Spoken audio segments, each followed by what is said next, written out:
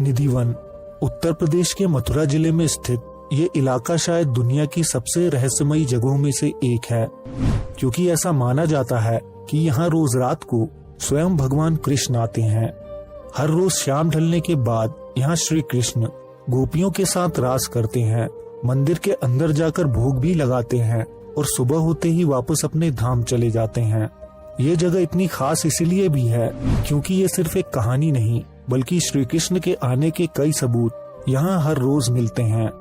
दोस्तों, आज हम निधिवन के पूरे रहस्य को जानने की कोशिश करेंगे। हम देखेंगे कि क्या इन दावों और सबूतों की जांच अच्छी तरह की गई है या फिर ये कल्पना मात्र है। क्या लोगों ने परिसर के अंदर रात रुककर ये दृश्य देखने की कोशिश की है। क्या उन लोगों में से कोई जीवित बचा है जिसने अपनी आप बीती लोगों को बताई हो। तो एपिसोड को अंत तक जरूर देखिएगा। दोस्तों, निधिवन के रहस्यों को जानने से पहले हम इसके इतिहास के बारे में जान लेते हैं। आप सबने संत हरिदास का नाम तो सुना ही होगा। ये 15वीं शताब्दी के स्पिरिचुअल पोएट और क्लासिकल म्यूजिशियन थे जो राधा कृष्ण के भक्त थे और ज्यादातर उनके भजन ही गाते थे। माना जाता है वो भक्ति की चरम अवस्था में पहुंचे हुए संत थे जो अपने भजन गाते गाते ट्रांस में चले जाते थे और इसलिए उनके भजन दिव्य होते थे। अकबर के नौरत्नों में शामिल मशहूर संगीतज्ञ तानसेन स्वामी हरिदास के ही शिष्य थे। अकबर भी हरिदास जी को बहुत मानते थे। जब स्वामी हरिदास वृंदावन पहुँचे तब उन्होंने निधिवन में आश्रम बनवाया था। वो राधा जी और श्री कृष्ण की भक्ति करते थे और उनके लिए गीत गाते थे। उनकी भक्ति और संगीत से प्रसन्न होकर ही श्री कृष्ण बाके बिहारी के रूप में निधिवन में प्रकट हुए और हरिदास जी के गीत में रास करने लगे। ऐसा कहा जाता है कि तब से लेकर आज तक वो हर रात निधिवन आकर गोपियों के साथ रास करते हैं। अब बात करते हैं इस मंदिर के अंदर मौजूद रहस्यों की। निधिवन मंदिर परिसर के अंदर तुलसी का छोटा सा जंगल मौजूद है।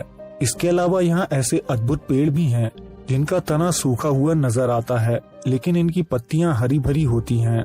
दावा किया जाता है कि ये पेड़ दरअसल श्री कृष्ण की गोपियां हैं जो रात के समय अपने रूप में आती हैं, रास करती हैं और सुबह फिर पेड़ बन जाती हैं। निधिवन के रंग महल की बात करें तो यहाँ बाके बिहारी की प्रतिमा मौजूद है। उनके लिए एक बिस्तर भी है। इन्हें शाम की आरती के समय भोग के रूप में लड्डू चढ़ाए जाते हैं, 2 पान रखे जाते हैं और नीम की दातून भी रखी जाती है ताकि सुबह श्री कृष्ण अपने दांत साफ कर सकें। इसके अलावा राधा जी के लिए साड़ी, चूड़ियाँ और श्रृंगार का सामान भी रखा जाता है। मंदिर के पुजारी श्री कृष्ण के बिस्तर को अच्छी तरह तैयार करके भोग का सामान रखकर सबके सामने मंदिर में ताले लगा देते हैं। रंग महल में 3 दरवाजे हैं जिनमें कुल मिलाकर 7 ताले लगाए जाते हैं और फिर इन तालों को सुबह की आरती के समय ही खोला जाता है। सुबह अंदर जाते ही रंग महल का दृश्य अनोखा होता है। उस बिस्तर पर सिलवटें साफ दिखाई देती हैं, लड्डू आधे खाए हुए मिलते हैं, पान और दातून भी चबाए हुए मिलते हैं, जैसे कोई सच में वहां रहकर गया हो। दोस्तों, इन दावों की पड़ताल दरअसल कई लोग पहले ही कर चुके हैं, जिनमें लोकल न्यूज चैनल से लेकर बड़े बड़े मीडिया हाउस भी शामिल हैं। मान्यता के अनुसार ये पेड़ रात में गोपियां बनकर रास करते हैं, तो जाहिर है ये गोपियां बनने के बाद अपनी जगह से तो हिलेंगे ही। इसी दावे को जांचने के लिए पेड़ों को आपस में धागे से बांध दिया गया, इस उम्मीद में कि अगर ये गोपियों का रूप लेकर नृत्य करने लगे तो अपनी जगह जरूर बदलेंगे। और दूसरी सुबह जब देखा तो सभी धागे टूटे पाए गए थे। इस बात का कोई जवाब किसी के पास नहीं था क्योंकि ये धागे एक नहीं बल्कि कई पेड़ों में बांधे गए थे। इसके अलावा न्यूज 18 टीम ने रंग महल में एक ताला लगाकर चाबी अपने साथ रखी थी ताकि कोई और मंदिर में प्रवेश ना कर सके। सुबह की आरती में भी कैमरा लेकर सबसे पहले अंदर का नजारा दिखाया और दावों के अनुसार ही सब कुछ इस्तेमाल किया हुआ मिला। मंदिर के प्रसाद की जांच एक्सपर्ट से कराई गई और पता लगा कि उसे सचमुच दांतों से चबाया गया है। दोस्तों, इतना ही नहीं, शाम होते ही मंदिर में मौजूद सभी जीव जैसे बंदर, बिल्लियां और पक्षी अपने आप ही निधिवन से कोसों दूर हो जाते हैं, जो काफी अजीब है। इस जांच से इतना तो तय हो गया कि दावों में सच्चाई जरूर है।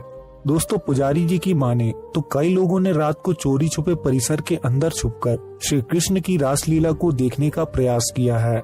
वो सुबह बेसुध और मौन अवस्था में ही पाए गए और कुछ ही दिनों के अंदर चेहरे पर एक मुस्कुराहट लेकर अपने अंदर सारा राज छुपाए इस संसार से विदा हो गए। कोलकाता से आए एक व्यक्ति ने भी वो नजारा देखा और हमेशा के लिए पागल हो गया। लेकिन राधा नाम की एक ऐसी लड़की भी थी जिसने इस अद्भुत रासलीला के राज को खोला था। निधिवन के पुजारी जी की माने तो ये किस्सा लगभग 40 साल पुराना है। मध्य प्रदेश के एक छोटे से गांव में कृष्ण भक्त परिवार में राधा नाम की एक लड़की रहती थी। वो भगवान कृष्ण की लीलाओं की कहानियां सुनते हुए बड़ी हुई थी। बड़े होते होते उसने निधिवन की कहानियां सुनी और वो आश्चर्यचकित हो गई थी। उसके मन में बस एक ही बात चलने लगी, यदि भगवान खुद धरती पर आते हैं तो वो उन्हें देखना चाहती है। एक दिन उसने घर वालों से कहा कि उसे एक परीक्षा देने के लिए आगरा जाना है। वो सीधा वृंदावन पहुंचती है, एक लॉज में अपना सामान रखती है और निधिवन के बाहर चक्कर लगाने लगती है। शाम 5 बजे वो मंदिर में प्रवेश करती है और मंदिर में हो रही गतिविधियों को देखने लगती है। वो देखती है शाम होते ही सभी जीव अपने आप मंदिर से दूर जाने लगते हैं और धीरे धीरे सभी भक्त भी बाहर हो जाते हैं। 2 पुजारी वन में सुनिश्चित करने आते हैं कि कोई अंदर रह तो नहीं गया। राधा वन में मौजूद छोटे छोटे पेड़ों के पीछे छुप जाती है और पुजारी मंदिर में ताला लगाकर चले जाते हैं। दोस्तों, दूसरी सुबह जब पुजारी जी आते हैं तो राधा उन्हें मंदिर के अंदर बेहोश पड़ी मिलती है। उसे हॉस्पिटल ले जाया जाता है और पुलिस में भी खबर दे दी जाती है। राधा को दूसरे दिन होश आता है, लेकिन वो कुछ बोल नहीं पाती, बस बेसुध सब कुछ देखती रहती है। अखबार के जरिए उसके घर वालों को खबर मिलती है और वो उसे घर ले जाते हैं। लगभग 6 महीने बाद राधा अपनी माँ से इशारे में कागज कलम मांगती है और उस रात उसके साथ बीती घटना को लिख देती है। राधा ने लिखा कि उसे भगवान कृष्ण के साक्षात दर्शन हुए हैं। रात के समय अचानक उसके सामने कृष्ण प्रकट हुए। वो कुछ ही पल उन्हें देख पाई, क्योंकि उनके साथ ही एक तेज सफेद रोशनी भी थी जो तीव्रता से बढ़ती जा रही थी और इतने में ही वो बेहोश हो गई और फिर सीधे दूसरे दिन ही उसे होश आया था। दोस्तों, इस दिव्य सफेद रोशनी के बारे में लगभग हर कल्चर में वर्णन मिलता है। जब लोग ध्यान की उच्च अवस्था में प्रवेश करते हैं और वो ईश्वर के अनुभव के काफी करीब पहुंच जाते हैं, तब उन्हें तीव्र दिव्य सफेद प्रकाश के दर्शन होते हैं। ये प्रकाश इतना तीव्र बताया गया है कि बंद आंखों के अंदर भी ऐसा अनुभव होता है जैसे हजारों सूरज एक साथ निकल आए हों। किसी दिव्य संत का ऑरा भी इसी तरह श्वेत वर्णीय होता है, जो हमें तीसरे नेत्र से दिखाई पड़ता है। दोस्तों, निधिवन में आज भी भगवान कृष्ण को भोग लगाया जाता है और लोग आज भी उनके चमत्कारों के दर्शन करते हैं। अभी आप पर निर्भर करता है कि आप क्या मानते हैं। आज के एपिसोड में बस इतना ही। वीडियो पसंद आया हो तो लाइक करें, कमेंट में अपनी राय दें और अगर आप चाहें तो हमारे चैनल को सब्सक्राइब करके बेल आइकन दबा सकते हैं। हम जल्द आपसे एक नए एपिसोड के साथ मिलेंगे। धन्यवाद।